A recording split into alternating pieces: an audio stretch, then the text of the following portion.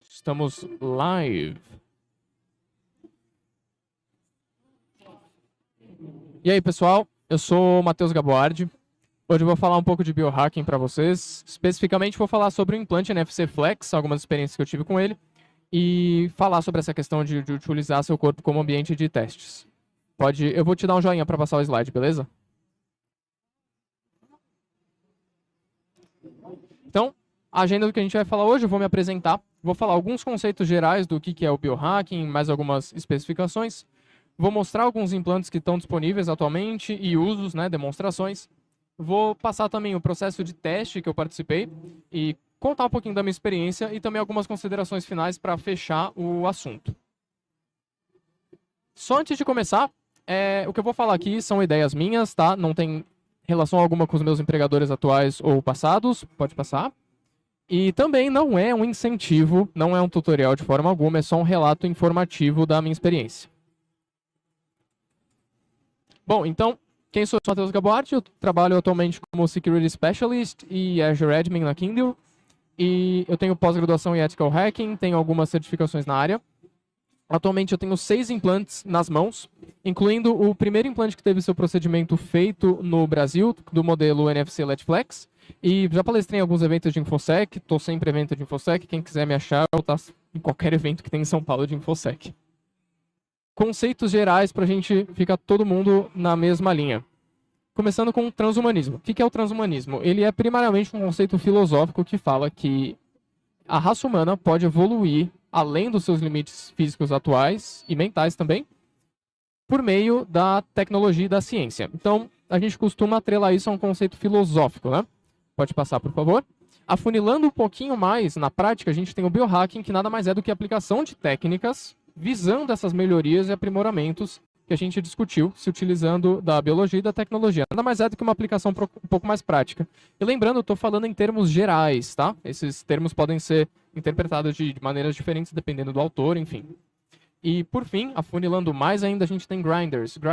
Grinders são indivíduos que aplicam essas práticas e até mesmo desenvolvem e testam em si mesmo esse tipo de procedimento, com o intuito, claro, de se aprimorar o corpo humano, adicionar funcionalidade ou melhorar algo já existente.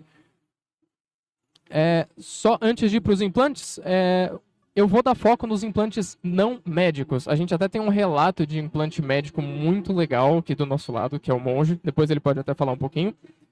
Mas eu vou focar principalmente nessa parte desse tipo de implante. Existe uma área acadêmica muito forte do biohacking, mas não vai ser o foco de hoje. Então, começando com o ímã de neodímio, aquele ímã bem pequenininho, super forte. Esse foi o primeiro implante a se popularizar, por quê? Porque você consegue levantar objetos pequenos, o que é bastante legal e divertido, tipo parafusos e coisas do tipo, mas também ele se popularizou por conta de você começar a interpretar, o seu cérebro começa a entender as ondas eletromagnéticas quando entram em contato com o ímã, como se fosse um sexto sentido, entre muitas aspas, tá? Bom, eu coloquei esses modelos, e esse modelo de disco especificamente, antigamente ele tinha era um problema com o revestimento, porque era um tanto quanto complicado fazer um revestimento biocompatível que fosse 100%, ou melhor, 99,999 seguro, né? Era, claro, tem que ser algo que seja biocompatível, tipo um silicone, grau implante, só que sempre tinha problema, ou você colocou muito, ou você colocou pouco, e aí o corpo começa a rejeitar aquilo. Então, tinha taxas altas de falha. E atualmente a gente tem algumas soluções usando titânio que estão dando muito certo, com pouquíssimas taxas de falha, que vem se mostrando melhor. E também, recentemente, se eu não me engano, faz 3 anos, que lançou essa versão com cápsula de vidro biocompatível. Então, além de facilitar o procedimento, não tem perigo de quebrar essa cápsula. É bem resistente quando está dentro do corpo. Então, o procedimento desse aqui tem que fazer com bisturi, incisão, tem que fazer, dependendo do tamanho da incisão, sutura. E no caso da cápsula, é bem tranquila com uma seringa. Eu vou mostrar até um exemplo depois, não do procedimento, por motivos óbvios. E eu coloquei, esse daqui especificamente é o mais recente que eu tenho, a cápsula de vidro, tá na minha mão esquerda. Eu trouxe alguns usos dele. A primeira, que é a mais clássica de todas, aí ele vai só carregar aqui, você pode dar o play, por favor. Obrigado. É levantar um clips, né? Por que não?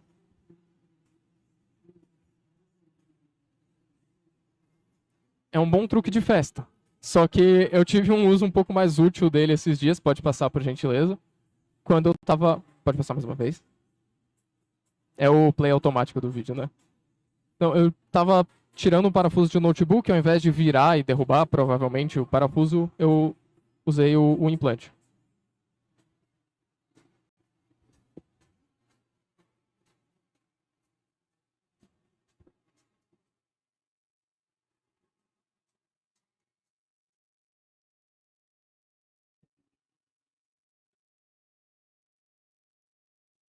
Pode passar.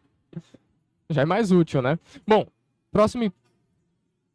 Já convenci? Pode. Fechou? É útil, pô.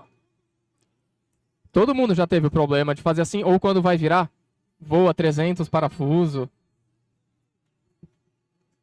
Virar o gabinete. Então, é útil, cara. E claro, sem falar da questão do sentido, que é muito, muito interessante. E eu ainda tô cicatrizando, tô com 20 dias de implante, e cada vez mais que vai diminuindo a inflamação, você consegue perceber mais. Normalmente, eu só testei com micro-ondas, que é o objeto mais fácil de se encontrar, que gera um campo eletromagnético. E você consegue distinguir a intensidade exatamente da onde sai o campo eletromagnético, porque ele é, de certa forma, fechado por conta do micro-ondas, né? Mas dependendo de onde você põe a mão, você consegue sentir, você consegue meio que fazer um mapeamento das ondas, né? Com a mão, tô falando de sentido mesmo. Próximo implante, Biochip. Esse aqui, para quem é da comunidade de InfoSec, sabe que tem da qual todo mundo tem. Modo de dizer, claro. Pode voltar. Aí, obrigado. E ele é utilizado da mesma forma que a gente utiliza tags NFC, né? Tem baixa frequência, alta frequência. Esse caso também tem cápsulas de vidro biocompatível para facilitar a resistência. Ele é passivo, não precisa de bateria. Você só precisa aproximar de um leitor que tem essa frequência específica e esse protocolo específico que ele vai funcionar, não precisa carregar. Normalmente, em termos gerais, a memória dele é um tanto quanto limitada. Existem modelos que desenvolveram com mais memória, mas nada muito relevante, sabe? Mas é o suficiente para o que a gente precisa fazer com o NFC. E tem diversos modelos e protocolos diferentes disponíveis como implante.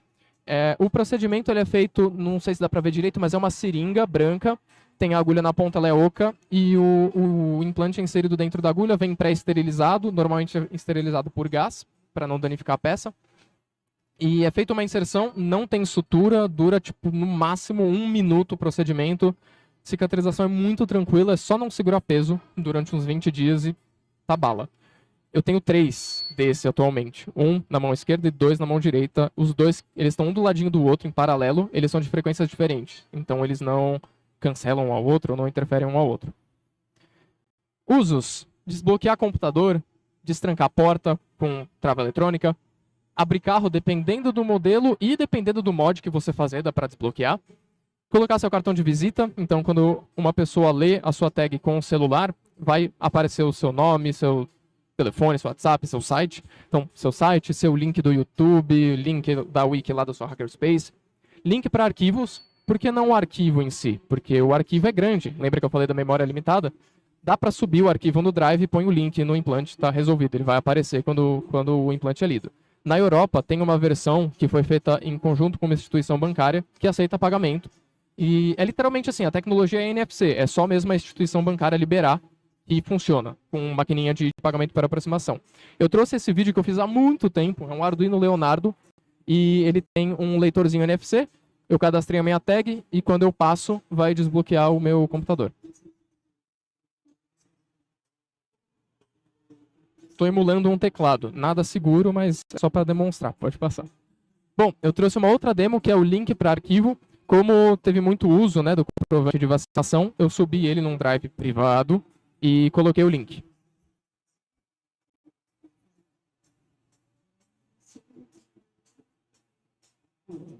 Censurado por motivos óbvios. Pode passar. Bom, próximo. Isso daqui é bastante recente, são implantes flexíveis. Então, Eles têm a mesma tecnologia de NFC e de RFD, só que eles estão em um formato diferente, com um encapsulamento diferente. Silicone grau implante, tá? Tem a mesma tecnologia dos biochips, tem vários modelos, é passivo, normalmente memória limitada, mas tem modelos com mais memória ainda. E essa fotinho aqui é minha, quando eu tinha acabado de fazer o procedimento. E eu vou contar um pouquinho dessa experiência, porque eu peguei esse implante logo no início, então eu consegui participar logo das primeiras discussões e dos primeiros testes que aconteceram. Inclusive, esse foi o primeiro procedimento desse implante realizado no Brasil. Pode passar, por gentileza. Usos. Para que você usa esses flexíveis? Eles têm a mesma tecnologia do biochip, então os usos vão ser os mesmos, claro. Porém, entretanto, contudo, todavia, por causa do formato e do tamanho da antena, o alcance é insanamente melhor. Bom, quem tem as tagzinhas pequenas sabe que você tem que ficar mirando corretamente no celular, tem que virar a mão e demora um pouquinho para ler. Esse aí, de qualquer jeito que você põe, ele lê, a performance é muito melhor. E claro, você tem mais espaço no implante, você pode colocar mais tecnologia. Pode passar, por favor. Processo de testes. Então, só um disclaimer, eu não fabrico, não sou vinculado a nenhuma empresa que fabrica, eu só testo e falo o que eu achei, tá? E ninguém me paga para fazer isso. Eu vou falar dessas discussões iniciais que eu tive, porque eu peguei esse implante bem no início, e essas outras pessoas que também pegaram esse implante se juntaram num fórum para discutir os resultados, ideias, experiências, junto com a pessoa que fabrica. Pode passar, por favor. Essa peça em específico não dá para ver muito bem na foto, que está um pouco estourado, mas ela é redondinha, e ela tem tanto NFC, quanto RFD, quanto 3 LEDs NFC. Então, quando você ativa o NFC, claro, é a mesma frequência, então tem uma ressonância lá e vai ativar todos os LEDs ao mesmo tempo. Como eu comentei, mesma tecnologia dos RFDs e NFCs, só que esse tem LED pisca e tem um alcance muito melhor e, claro, no futuro dá para colocar mais coisa. Eu vou até comentar de algumas coisas que rolaram. Pode passar, por favor. O procedimento, não vou mostrar vídeo, por motivos óbvios, mas tenho, quem quiser me fala depois. Ali é uma foto do meu procedimento. O procedimento ele é um tanto mais complicado quanto dos biochips. O biochip dura 1 minuto e já vem tudo esterilizado, é bem tranquilo. Isso aqui demora um pouco mais, tem que ser um profissional. Nesse caso, no meu caso, foi feita uma incisão um pouquinho menor do que o tamanho do implante, porque a gente não queria deixar a cicatriz tão grande, e o implante é bem grande, relativo com a mão, né?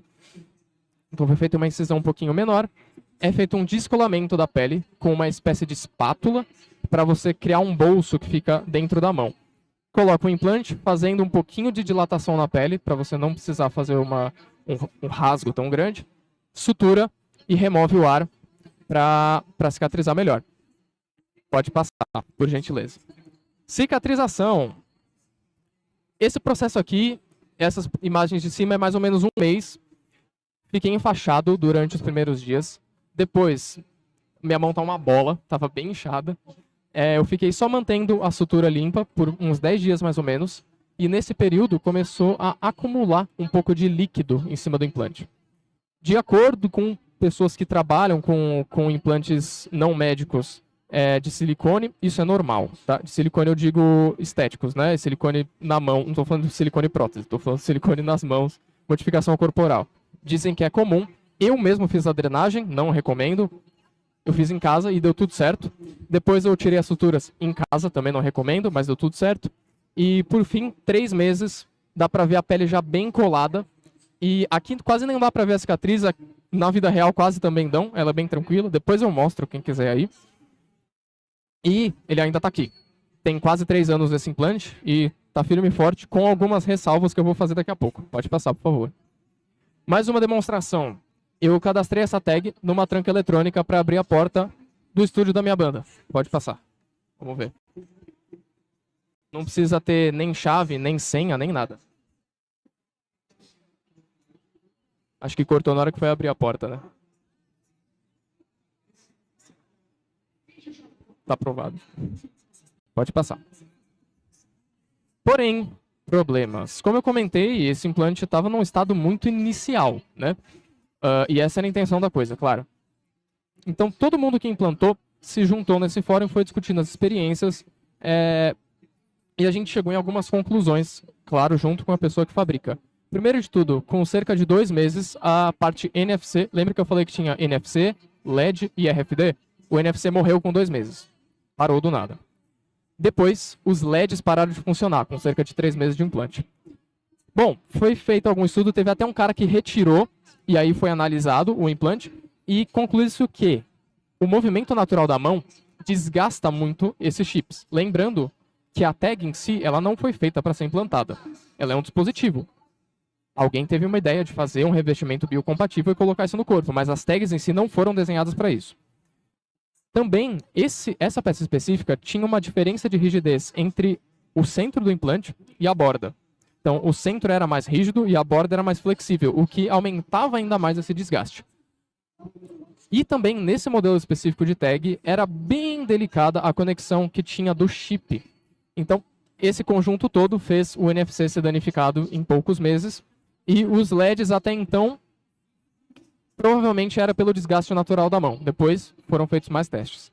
Pode passar. Eu trouxe uma demonstração depois que o NFC morreu e ficaram só os LEDs funcionando. Eu descobri que com o Nintendo Switch, que tem Amiibo, que na verdade é um NFC, eu consigo ativar, usando o controle do Nintendo Switch, eu consigo ativar os LEDs na mão.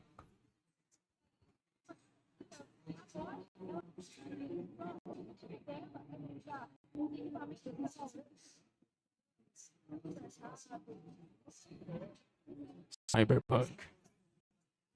Pode passar. Bom, com isso, com essas discussões, foi feita uma segunda iteração do implante.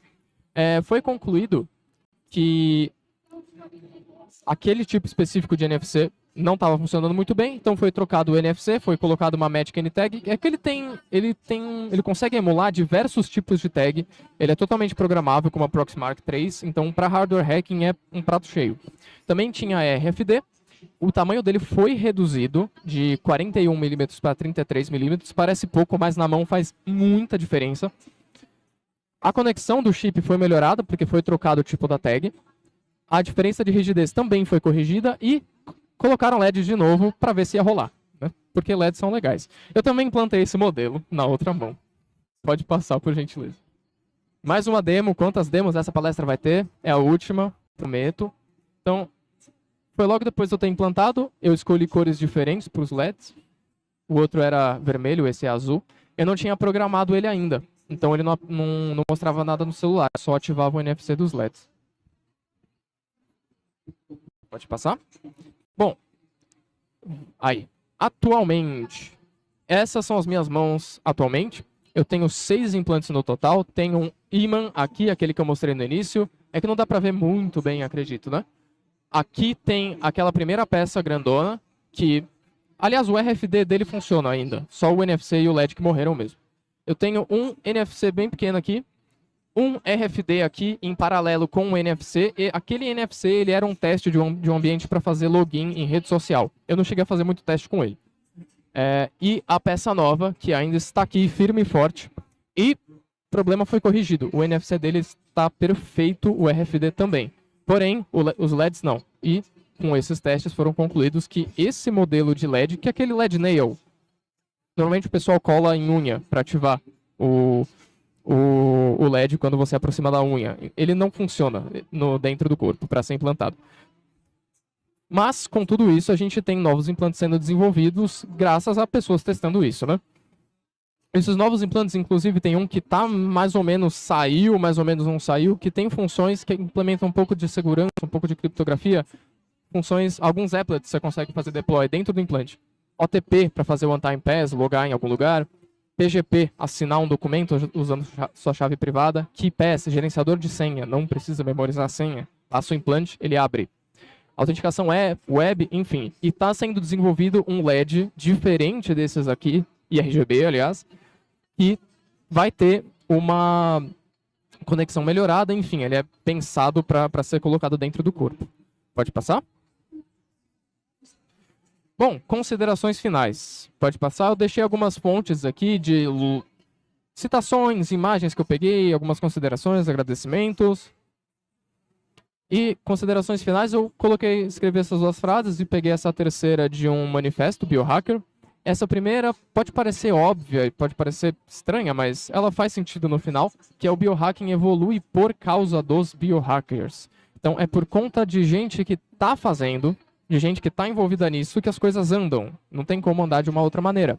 A segunda é, os passos podem ser pequenos, mas com eles novos caminhos são abertos. Ou seja, pode parecer bobo um LED que para de funcionar daqui 3 meses, tal, mas é esse tipo de experiência, esse tipo de atividade que empurra um pouco mais o limite que a gente tem atualmente. Por fim, grinding is now. O grinding é agora. É só executando e fazendo essas coisas agora que a gente vai chegar em uma inovação e um resultado final. Muito obrigado. Não sei se alguém tem alguma pergunta, não sei se tem tempo. Tem algo, não sei se deu para subir as fotos do monge, que seria muito interessante também mostrar, porque... Peraí. Quer rolar as fotos? Tem alguma pergunta, alguma coisa? Vamos botar do monge? Você chegou a pegar as imagens do monge? Bom, eu vou fechar aqui, tá? Obrigado a todos.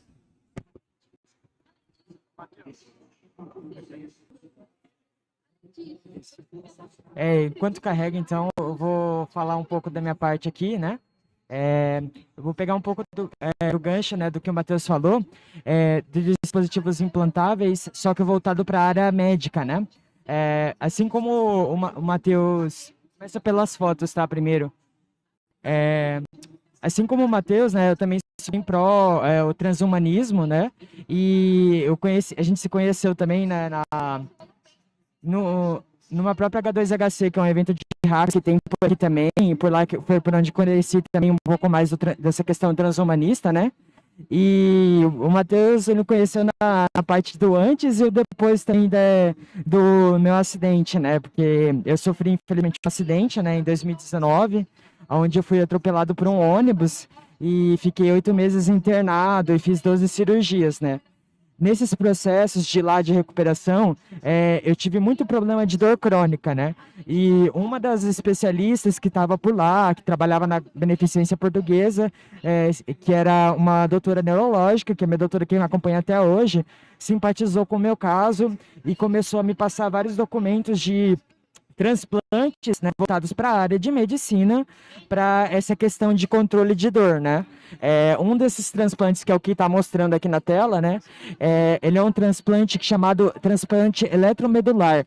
O que acontece? Nesse tipo de transplante é colocado eletrodos diretos na espinha, né, do usuário. O que esses eletrodos fazem? Eles são conectados a um microcomputador que literalmente ele faz a parte de interceptar os sinais de dores que a minha perna manda para o meu cérebro. Então, quando eu recebo esses sinais, eu não recebo eles de forma atenuada, que eu não consiga, por exemplo, passar a minha rotina do dia a dia. Eu recebo eles de uma forma muito mais baixa e lenta. Então, eu não sinto tanta dor que nem eu sentia no começo pós as cirurgias, né?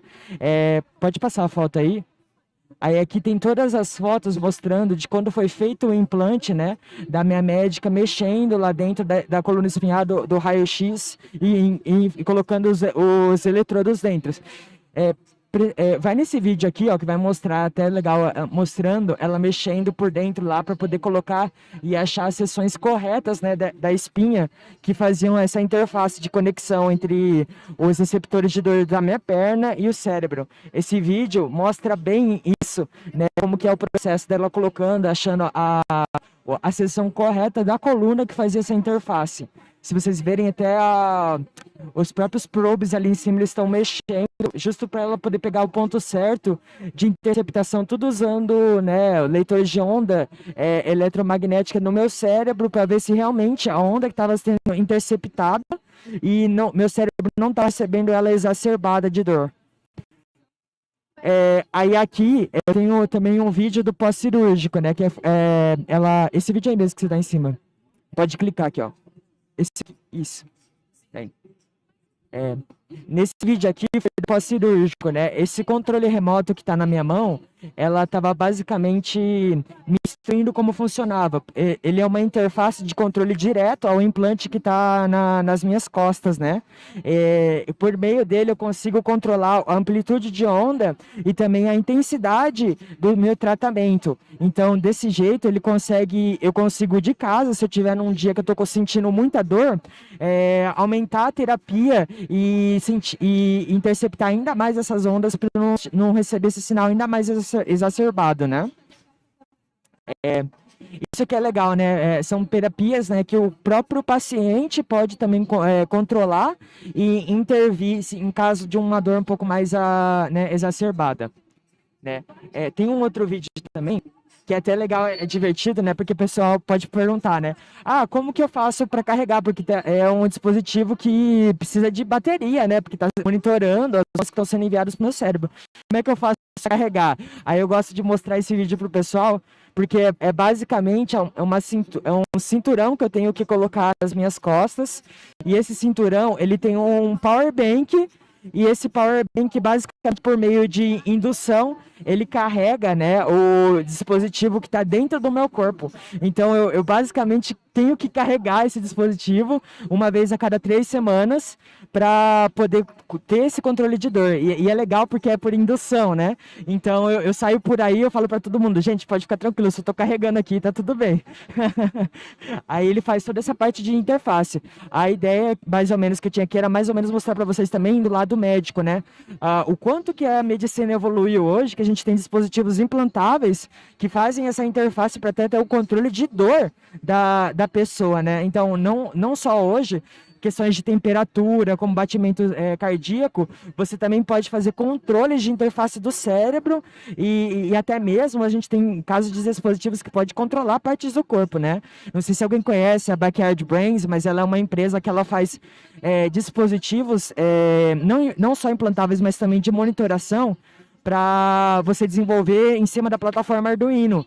Aí você pode criar através de um próprio leitor EEG que eles vendem lá, que é um leitor de impulso eletromagnético de ondas cerebrais, né? As suas próprias interfaces e ambientes que conectam com esses tipos de dispositivos implantáveis e permitam com que você faça esse desenvolvimento em casa, entendeu? Você mesmo pode ir lá desenvolver. Eu, por exemplo, que tenho uma fronte mais de segurança, o que eu tenho feito ultimamente? Tenho feito pesquisas mais ou menos na parte de segurança do hardware desses terminais. Antes eu trabalhava na PagSeguro, né, fazendo essa parte de segurança dos terminais da PagSeguro. Agora eu trabalho mais nessa fronte médica de segurança para dispositivos médicos, para tentar achar falhas de hardware, né, nesses dispositivos implantáveis que possam impactar na vida das pessoas. Para o quê? Para poder segurar esses hardwares e falar para a fabricante os pontos que ela tem que se ligar para não afetar a vida de outras pessoas que estão passando pelo mesmo caso, porque existem vários outros dispositivos implantáveis, assim como, por exemplo, o marca-passo. Pensa-se numa dessas, um atacante consegue um acesso por meio dessas interfaces de comunicação e para o coração do cara. E aí? Né, como é que fica? Aí todo o trabalho que eu tenho feito é em cima dessas pesquisas de segurança voltadas para esses terminais. Mas enfim, eu não planejei muito, era mais para mostrar essa minha parte da área de biomedicina, né? De dispositivos implantáveis médicos, né? Mas se alguém quiser meu contato, pode ficar à vontade aqui para vir aqui me pedir ou tirar alguma dúvida, mas era mais ou menos isso que eu queria mostrar para vocês e falar um pouco da área médica. Muito obrigado, viu?